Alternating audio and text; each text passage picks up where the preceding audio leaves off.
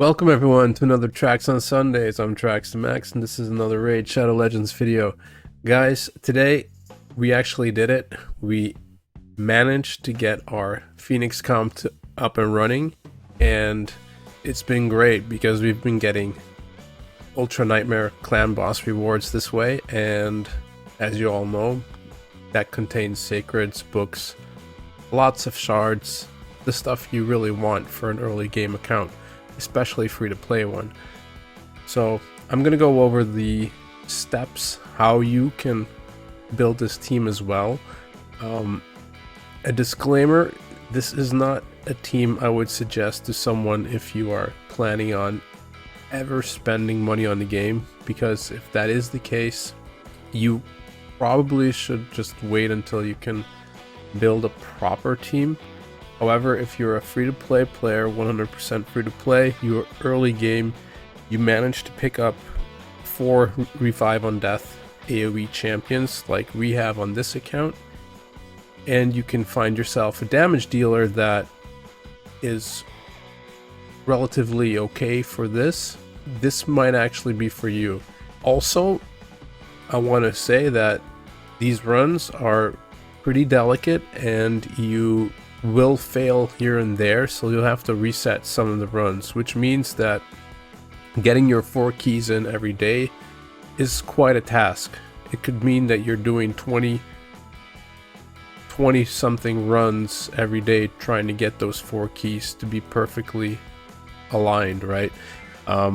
Day 1, for instance, my first run was actually a perfect one, so I didn't think any further of it, and I wanted to start my second run, and that one failed after like 3.5 million.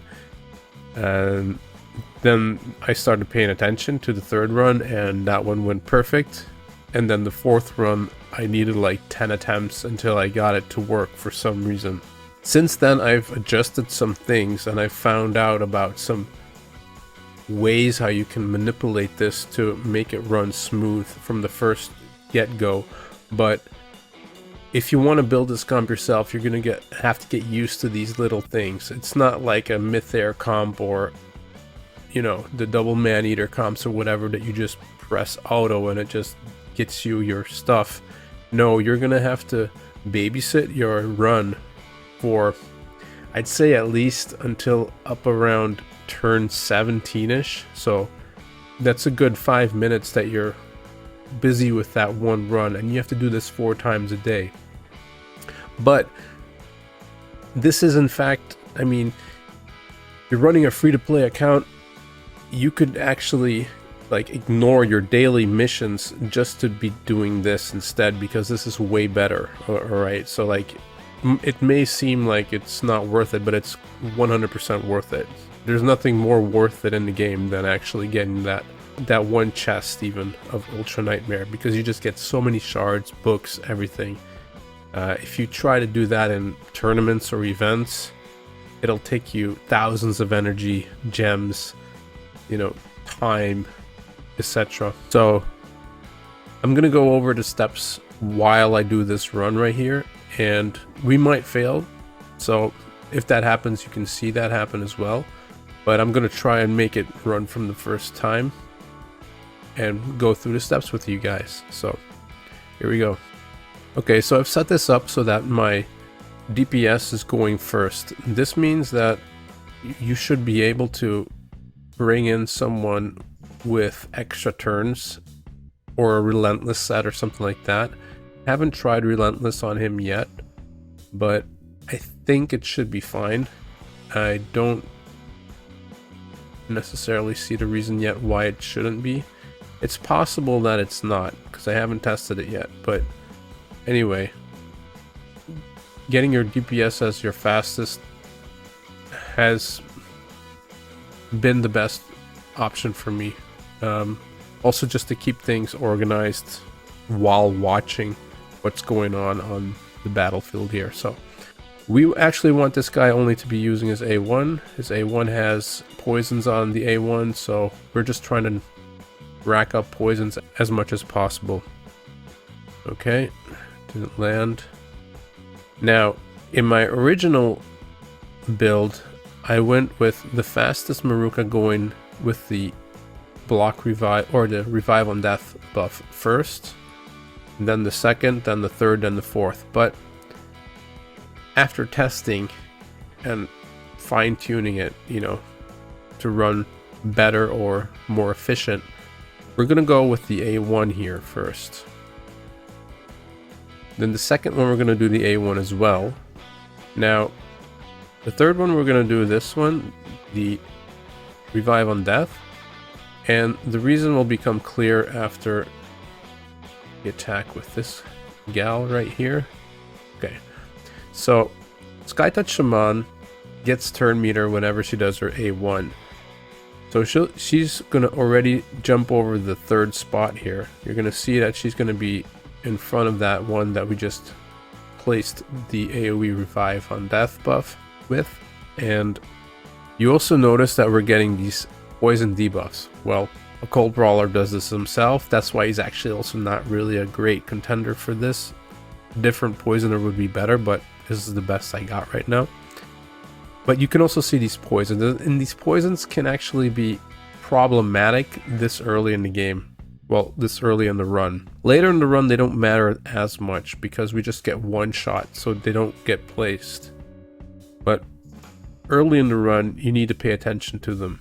So this Maruka is still going A1. This Maruka is also going A1. Now it's going to be Skytouch because she passed this Maruka with the turn meter boost. And she's going to cleanse off these poisons. And she's going to also put up block debuff so we don't get any poisons anymore. It's also for 2 turns, which means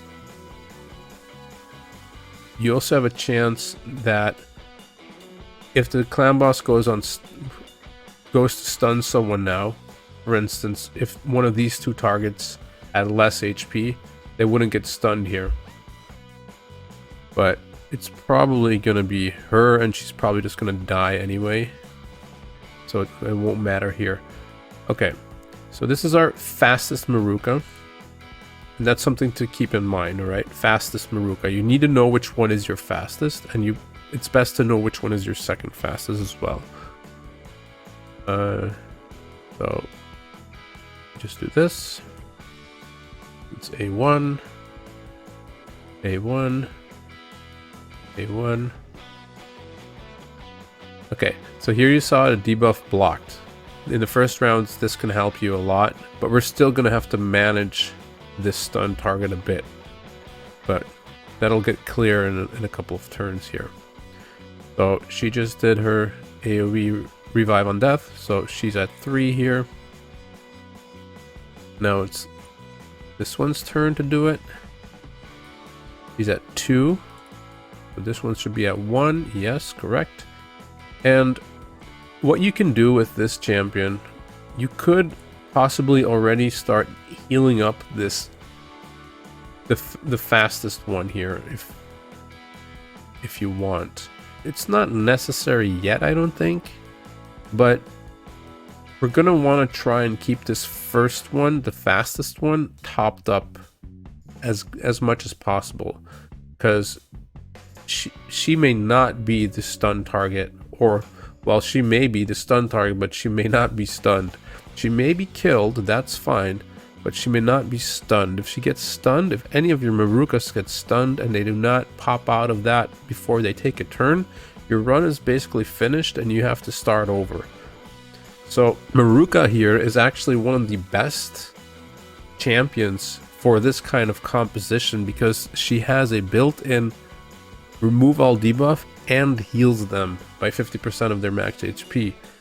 This is huge for this composition. This wouldn't be as easy with other revive on death champions, in my opinion. The fact that they can kind of cleanse each other and heal each other to try and manipulate where that stun target is going to be is kind of huge. And as I said, at a certain point, this won't matter anymore because the Clanboss will just kill anyone instantly. But up until that point, you have to manage this, and this is the babysitting I was talking about, right? So we're just gonna try and do it this way still, though. I think she's still fine. Okay, so now we're gonna have to be cautious, because now she's getting kind of low here. What you also do not want to do is you don't want to use her own heal on herself. This is merely for the fact that you want to keep this open for another Maruka or Skytouch Shaman if she would get stunned, so that she can cleanse them before they take their turn. Because if any of those four get stunned before they take their turn, the run is just over. So, okay, we're just doing this. See, now she can best start preparing to get this Maruka out of stun range, right? We're still kind of far away from, well, one turn away from having to deal with the stun. But as you can see, it's good to have this at a nice HP. You do have to pay attention to these poisons, as I said, because like if these champions die before they actually take a turn, or well, die when they take a turn and they pop this revive on death, it's possible that they won't have revive on death at the end of the turn, which also can lead to having the run fail. So there's, like I said, there's a lot to take into account when you're running this specific composition. A1 here, A1 there. Okay, so she's still good here. He's probably going to be the target. And she should have the revive on death. Yep. He pops back up, that's fine. Her turn. Okay, so now we're back in the cycle.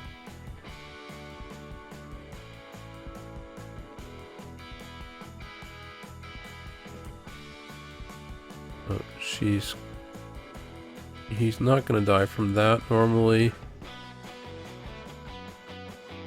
See, because this one didn't die, she's going before the second Maruka.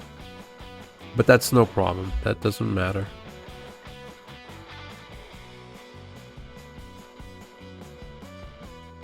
Go. They all get their thing again. Okay, see, now they start wiping, but the Clanboss isn't going to hit hard enough yet to single target kill most of these Marukas. I mean, he might kill this one, for instance, because it doesn't have a lot of HP, but it definitely won't kill these two yet.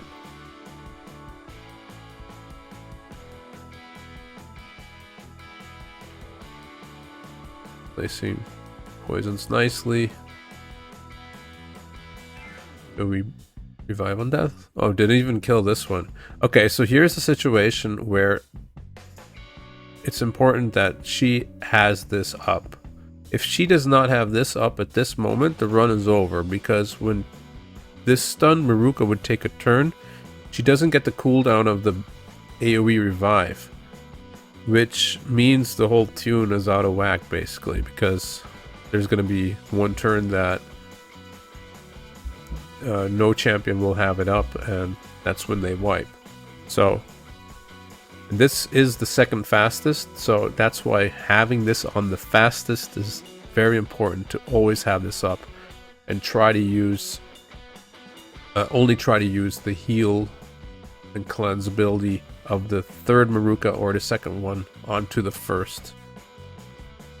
Never use the first on itself. That's basically we have to pay attention to, but here you go. So that should be good. Now, because we did that, we do have to pay attention to this again, but we just had the stun, so we'll do 2 more rounds before we check the HPs again. It might be so that they go down anyway, so then their HP gets reset.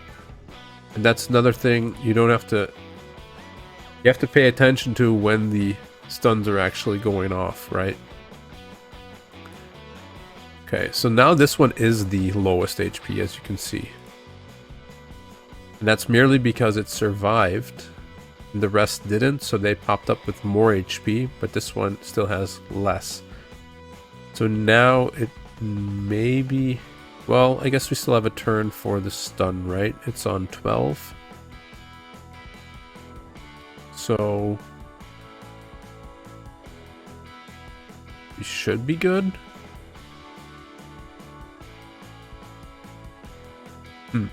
I'm actually not sure. But, well, if we're not good, we'll find out very soon.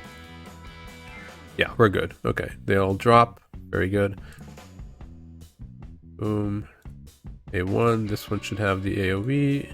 She does.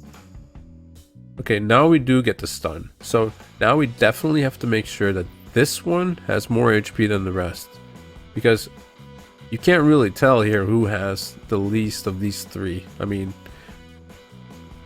you can see it a little bit, but I don't even believe that the Clanboss only takes HP into account in the runs that I've been doing. I've had the feeling that sometimes she has more HP and still gets the stun. So, just to be safe, heal her up, and she's not going to be the target. See? There you go. This one gets the stun, that's fine. We still have 2 Marukas that go before her, so one of them should have the heal up to get her out of this position. Yeah, the fastest one has it, so you give the heal to her. There you go. You're cleansed. You get your turn back. Everything's fine. Oh, you were actually even the one we needed the most this turn, so there you go.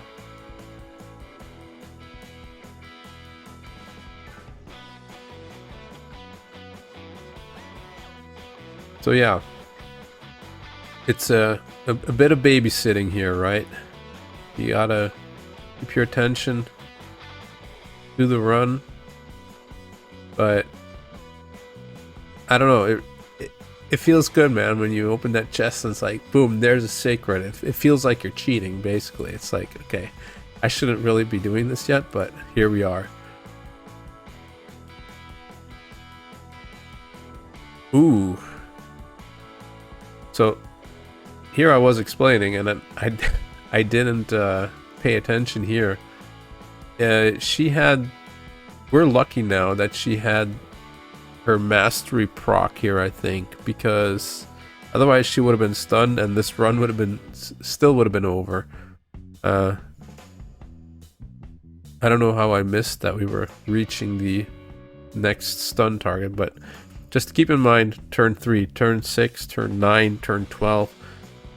Those turns you want to make sure that she's at turn 15, obviously. Also, you want to make sure that she's not fully healed up or anything, but just you're certain that she has more HP than these other Marukas and the Sky Touch Shaman, or even your DPS. By the way, it doesn't matter, but just more than the rest, right? So that she's not the stun target. Okay. There we go. Now we're closing in onto being able to let it run on auto. It says 20 minutes here, but I mean, if you're doing this fluently, it only takes about 5 minutes. If you do it right, right? Like, this run could have been a fail already because I wasn't paying attention. We're at 16. Yep. He'll go down.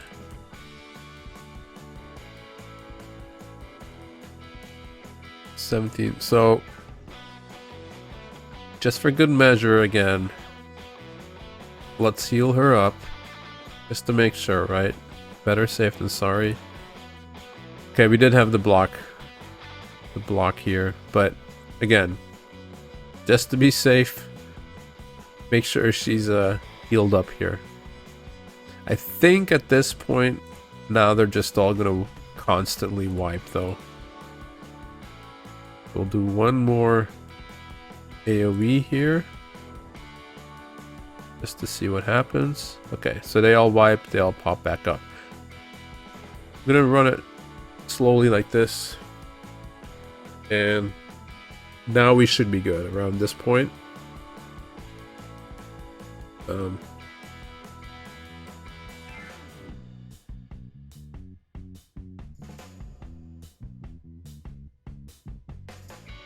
Around this point is where they normally start getting KO'd. No, there you go. That was weird. Didn't even really see it happen, but she got targeted. Even though you can, I'd say she has more HP than this one, for instance, but she still got targeted. But it's fine now. No, she actually dies from that single hit. So when that point arrives, just lay back and collect the rewards, basically.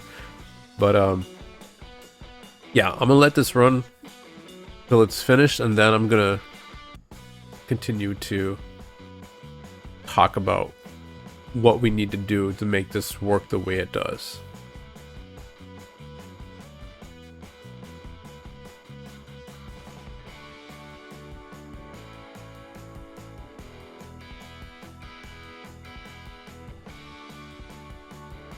Looks like we have a little less damage. This is actually the weakest run I've seen so far.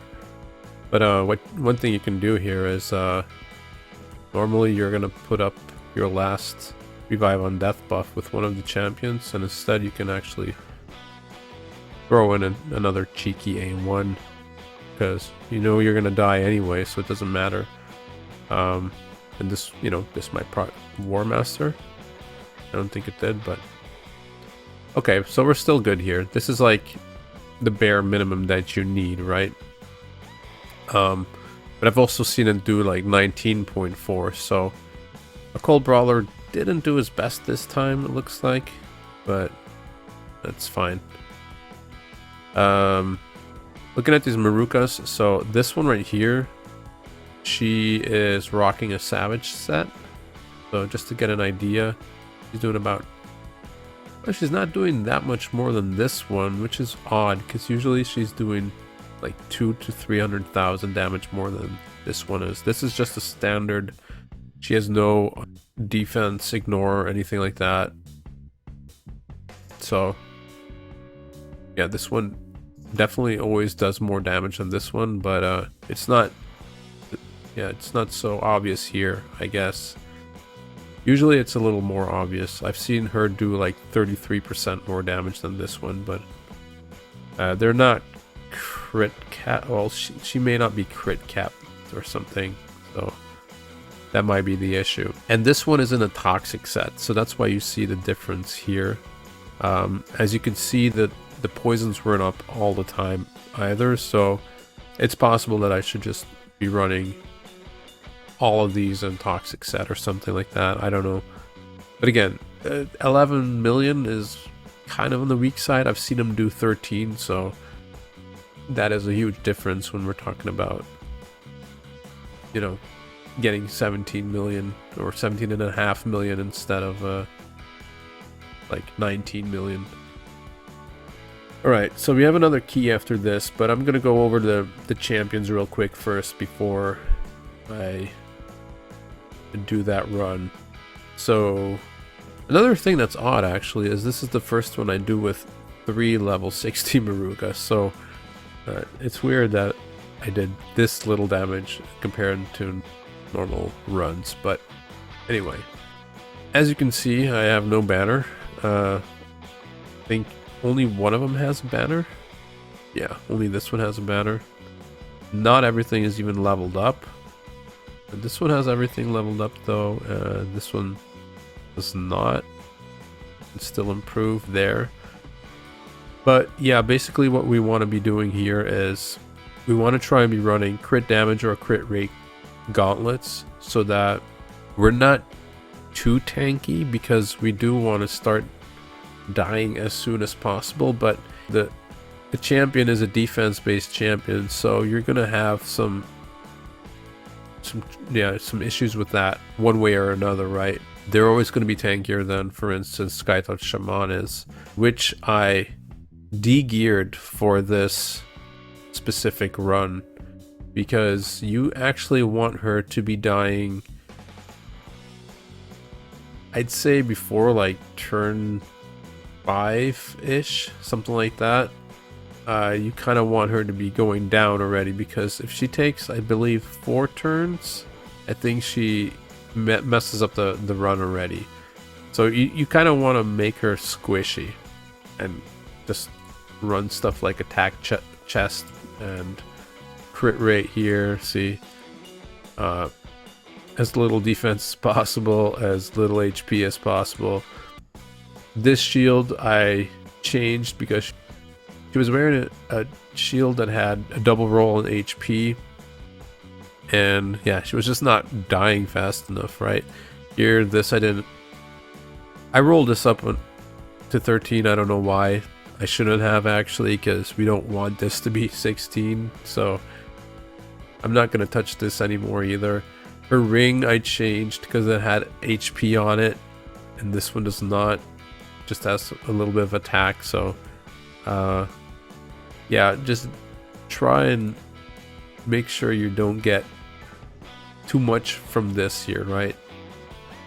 This 3,700 classic arena bonus, can't do much about that, obviously, but try to just make her as squishy as possible and make sure that she dies, yeah, as fast as possible. And just load her up with crit rate, crit damage, attack, and you're gonna have more success that way.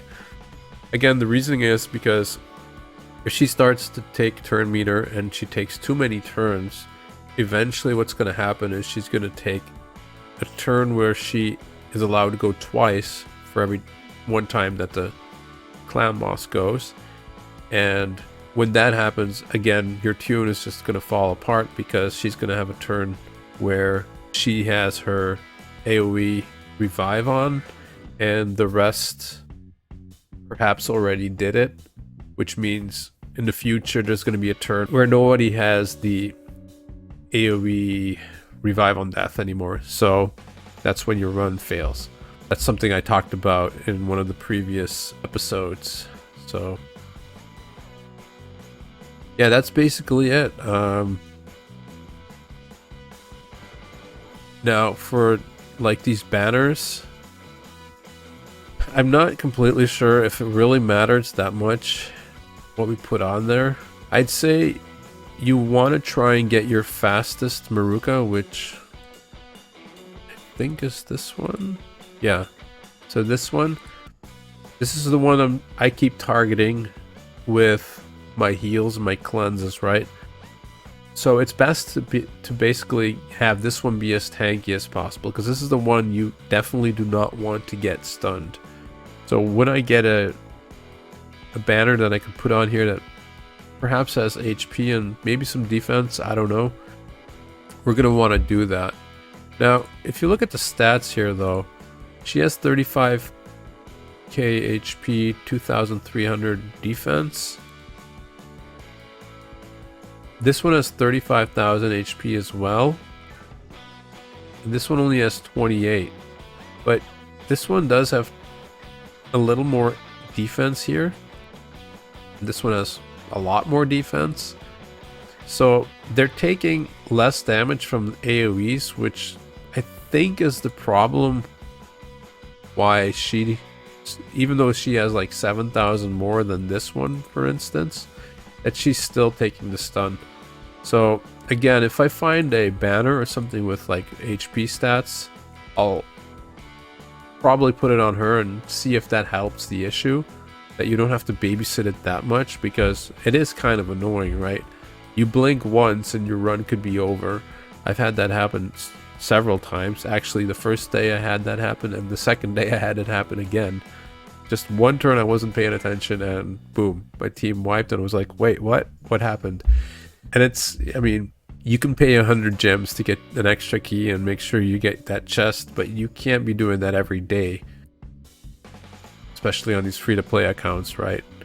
So yeah, that's something to keep that's something to keep in mind. So your fastest Maruka, try to get this one as tanky as you can, or at least tankier than the rest. It doesn't have to be super tanky because, again, we eventually want them to die, but it's best that she's going to be a little tankier than the other two.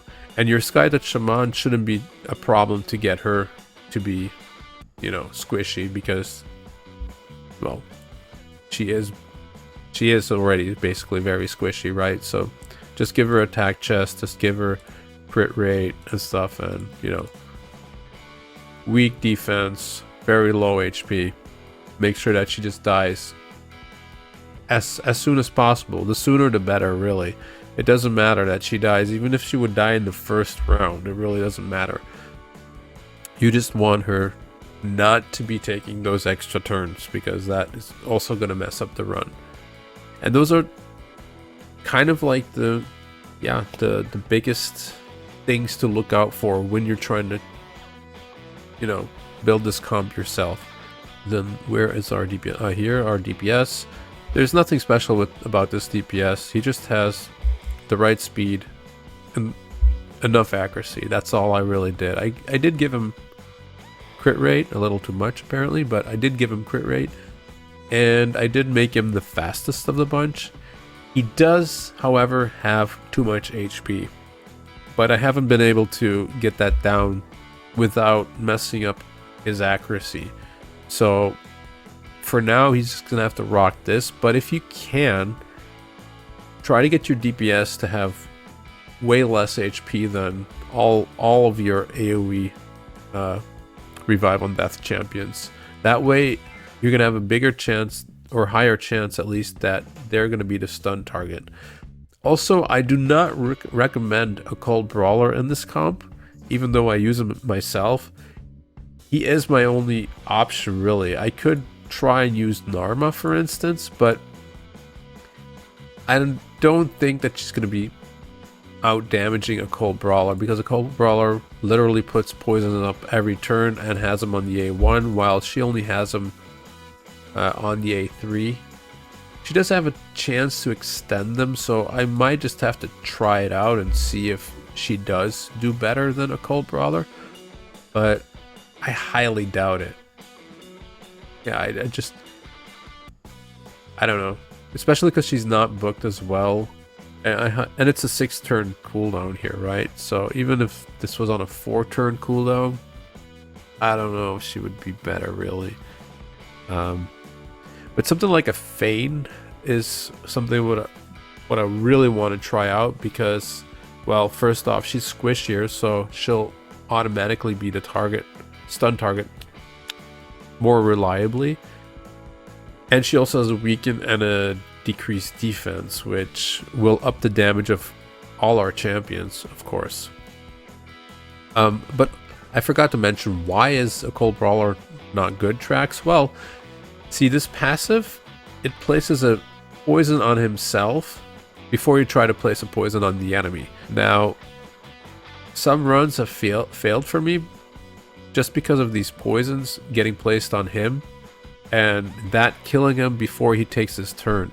Basically, when a champion places the AoE revive on him before he takes his turn and then dies from the poison, which in my mind technically shouldn't be possible, but I've seen it happen.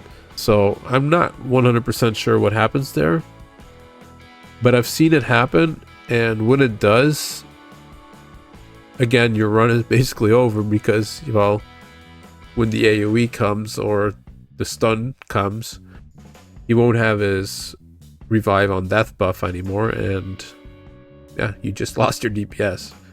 Which can also happen to the others, by the way. I've had this happen a lot of times on the other ones as well, and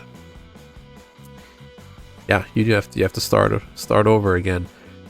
But that's why I did my runs in the particular order that I did, right? So making sure that she takes care of those first poisons in the early rounds, and after that, hopefully people will just start wiping. But yeah, it's a bit wonky, But it is a 4-key Ultra Nightmare Clanboss team. And I'd say if you can get your Ultra Nightmare chest like before day 90 or whatever, I think you're doing good. I think that's pretty nice, actually. Let's see what day we are right now. Yeah, we don't even have her yet, but we're getting free sacred shards. So free sacreds. I think I got a couple of books already here. So yeah, it's cool stuff. So to end this, guys, I'm just gonna fire up the next one since I still have a couple to go after this. So let's see. Also, we don't have an aura with this team, so a champion with an aura here could make this a little, you know, a little better. Crit rate or attack for the DPS here. But yeah, anything could really fit into this slot. It doesn't matter that much, but you would have to, you know, build the rest accordingly. So like if you don't take a poison damage dealer, you probably have to throw all 4 of these in toxic or something, or at least like 3 of them in toxic. Because like if I would have pulled a Geomancer with this 2x, I would definitely try him. Would have definitely tried him instead. But then you need more poisons from these guys, so.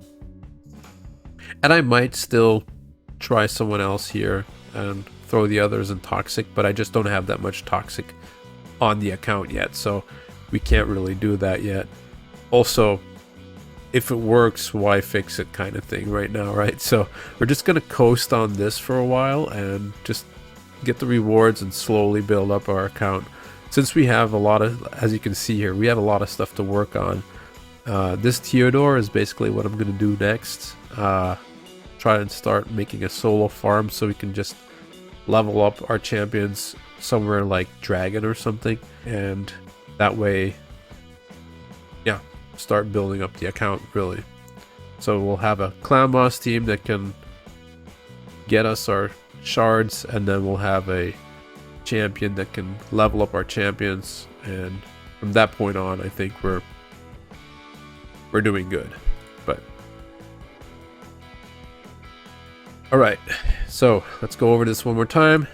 DPS first, then we let this one go, let this one go. The third one, she puts it up. Right. And DPS, Maruka 1, Maruka 2. Skytouch snuck in here, so she's going to be on next. And then this one. Alright. See how squishy she is? It's only turn 2 and she's already dying, but that's perfect. That's exactly what you want. So she's gonna get pushed back, right, in the turn order, and that's what you want. You don't want her to start skipping on people, because then it's gonna go downhill from there. Debuff blocked, but it wouldn't have mattered if he lost his turn anyway. He's not providing the AoE revive on deaths or anything, so if he gets stunned, it's actually not really a problem. This is the second Maruka, so the second Maruka, or the second fastest Maruka, once you got that done, that means you completed the cycle, right? So next turn the cycle repeats. So this one has it on 1, this should have it on 2. Oh, 2.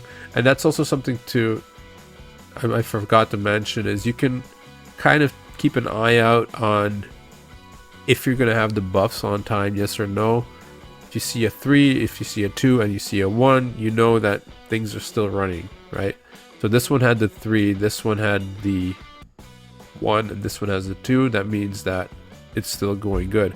If you find like one of them has a 2 and another one has a 2, something went wrong already. So that's the way how you can kind of keep track while you're going over this. Okay, turn 4, so we got one more turn before we have to make sure that she does not take the stun. You have the AoE Revive on Death, Return from the Slime. I love that name, by the way. I think that name is awesome. So next turn she gets it, but she also has to make sure she does not get stunned here. So what we're going to do is we're going to heal her up nicely. There you go.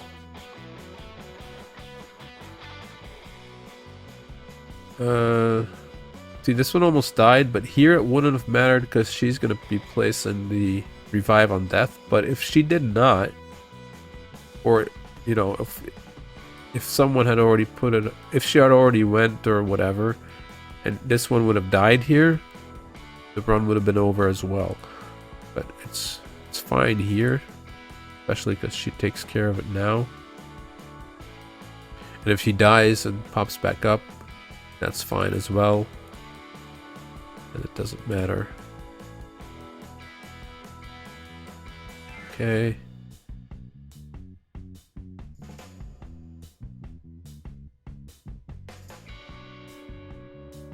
So 3. This one is 1. So she's probably 2. Yeah. Yep. These 2. That's good. Okay. This is a turn we have to make sure she doesn't get stunned again. Oh. This one has to do this, of course. Also have to be careful for that. You're like, oh, I'm gonna heal, and then, oh no, this was when it was supposed to put the Revive on Death up. So this one's gonna do this. Even though this one had very little health, you're better safe than sorry, because it's really not fun to restart the run every single time, right? Okay, so see how little HP she had, and she's still surviving here? That's why this is very important that you keep your head with it and make sure that you just don't get this one stunned. And if you don't get the fastest stun and you don't use her heal on herself, you should be fine normally.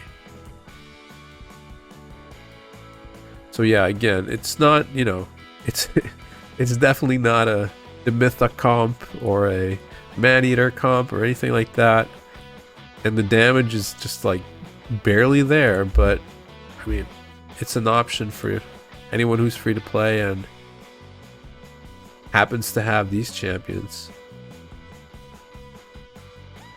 I would actually say that you could probably pull this off with like only one Maruka and then the other ones other AoE Revive on Death champions.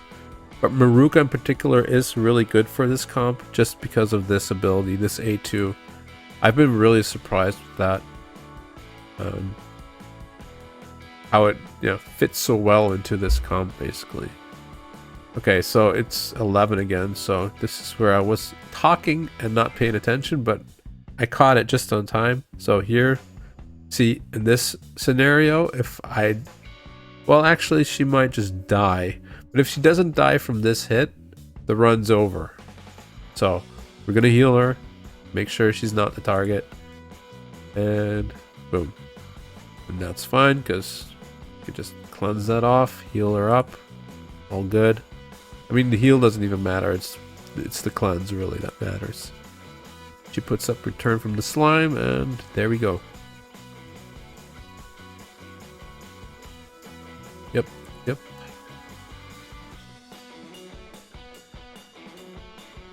I think she's...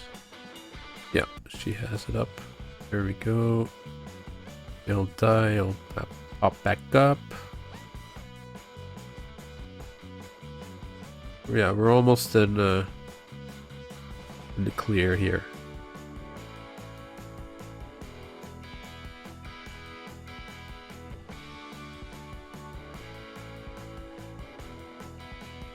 Just as I say that, I forget to do the same thing I forgot last time. But luckily, again, she removed the debuff. So that mastery is kind of a lifesaver. Oh yeah, that's maybe something I should go over after this run, actually, is the masteries as well. Because there are a couple of things that are interesting that you may want to take for your champions. So I think I can let this run now.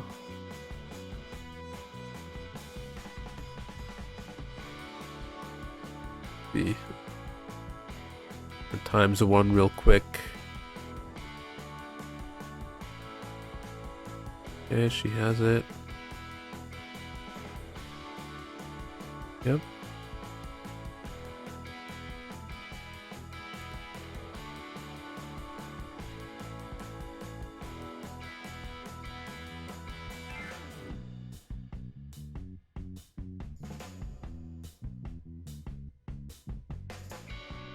Yeah, we're good. Okay, so I'll let this run real quick, and then I'll go over to Masteries afterwards.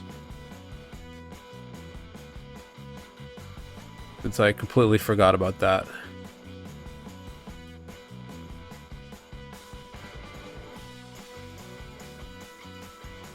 So if you're someone who's actually also building this comp, and you're having problems with anything, feel free to leave a comment, and I'll see if I know what you're talking about, first off, and second, if I can help you. But I think I covered the main issues that this comp has.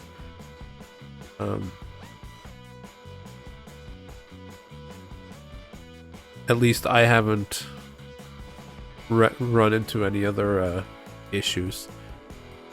It's just really up until like turn 17, 18, you really have to pay attention. As you can see, I missed the stun twice, which could have led to, you know, failing of the run, but I got lucky, I guess. Again, though, I could have completely made sure that didn't happen by giving her a heal before that turn ended, but just completely missed it twice. So yeah, it's important, very important that you just make sure that Maruka, the fastest Maruka, does not take the stun. Also, if you are going to build this with only one Maruka, for instance, that means you're gonna have to make sure that Maruka is the fastest of the Revive on Death champions, because she's gonna be the one that's gonna be cleansing the others. The hard part with that, though, is gonna be that you can't ever have her take the stun, but you can't manipulate it either with a different Maruka, right? So I think having two Marukas is probably the safest route. But I don't think it's impossible with just like only one Maruka, for instance. But it's going to be harder to gear, basically, because you're going to have to, you know, really make sure that the others die before that one dies, before that Maruka dies.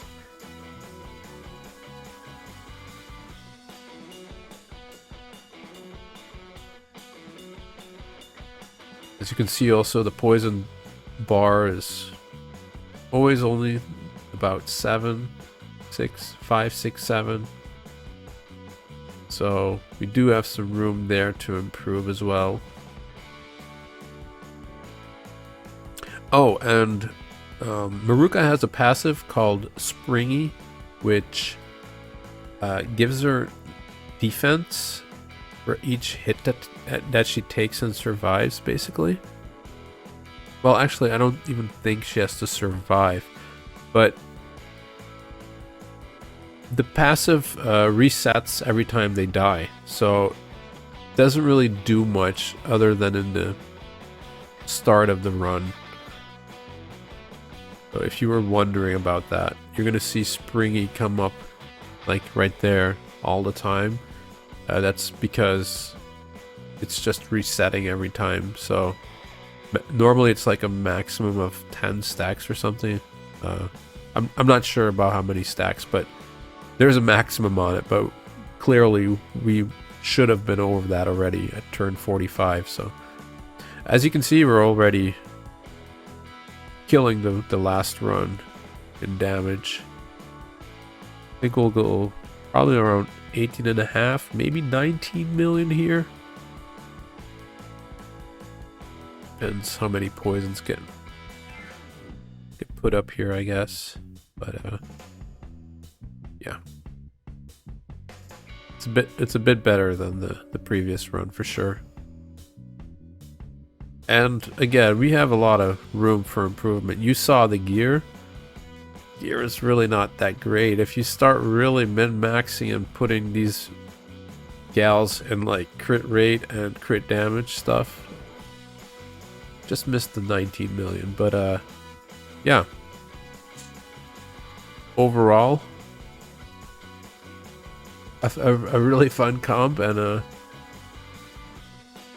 I'm glad you guys asked for me to do this, because I was not sure if I was gonna try it.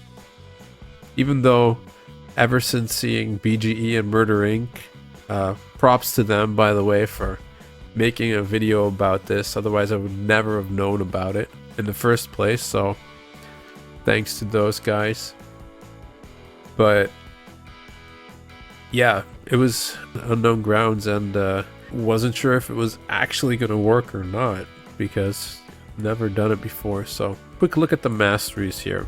Now, something interesting, and I found this on MurderInc's video, is you can take Ruthless Ambush here, and every time they pop back up, this actually works again. So basically you get a bonus 8% damage every time they're killed just by taking this. So I would highly recommend taking this mastery. And then other than that, it's just War Master, basically. The rest doesn't really matter. Well, this is actually good as well, of course. So you get the 5% here, and then you get the 8% here. So these two are kind of good. I would definitely take these if you can. And then the rest is kind of standard, right? Crit rate, crit damage. This only works if the Clanboss is below 50, but in my current clan, that's never the case, really. Also, affinity might, mess this run up, so that is also something to take into consideration. If you're in a clan that actually does down Ultra Nightmare, this composition might also not really be for you, because there's no real way to deal with slows from Spirit, for instance, and Force will start targeting Marukas as stun targets. Again, if you can lead it away from the fastest Maruka, it might not be a problem, but if you can't really manage that, then it is a problem, because the fastest Maruka can always make sure the rest goes anyway, but if the fastest one gets stunned, it's basically GG, right? Game over, and you have to try again. Let's see here. Yeah, this I think doesn't really matter either. I think this gets wiped every time they take an extra turn, so unfortunate, but we do get this bonus and we do get this bonus, so this is probably... yeah, this is more than this anyway, so... and yeah, we just need this to get here, right? So you can improve this by taking this. This will definitely improve this, because in the first rounds you'll get a couple of counterattacks off, so we're not talking like millions and millions of extra damage, but could be a couple 100k here and there if you get a counterattack and some War Master procs early on. But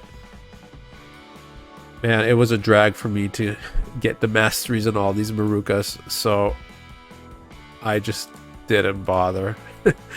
Yeah, that's just being fair. It's possibly also just better not to have this, so that they die quicker. But I was first planning on getting this Retribution, but like I said, after getting all these masteries on them, I kind of had it, so they ended up getting this mastery. But if you're not going to go for Retribution, you don't really need this mastery. You might as well not take it, really. Although it does help in like dungeons and stuff and faction wars if you do end up using these champions, which I do also. For instance, I used her in this one then probably. Yeah, I used her here, for instance. She puts up a slow and she puts up, you know, the AoE revive on death, so kind of helps keep this guy alive here. So she does have some use outside of the clan boss. Oh, before I go, we did also pull some shards, and we do have some options now to start working on a traditional clan boss team, which I didn't really have at first, I don't think. But we pulled a Skull Crusher and we pulled Sepulchre Sentinel, and those could be the backbone of a new clan boss team. But like I said, for now, just gonna slowly start leveling champions up. Just gonna start working on Theodore here so that he can possibly start soloing stuff like Ice Golem and Dragon, for instance. So we can level up champions while farming some more gear, farming some more silver, because silver has been a pain. And yeah, that's about it for today, I believe. So thank you all for joining again, and if you have any questions about the comp, have any remarks, have any suggestions, please put them below in the comments. I'll be happy to read them. I'll be happy to reply to them. And other than that, have a nice week, and I hope to see you next week. Peace.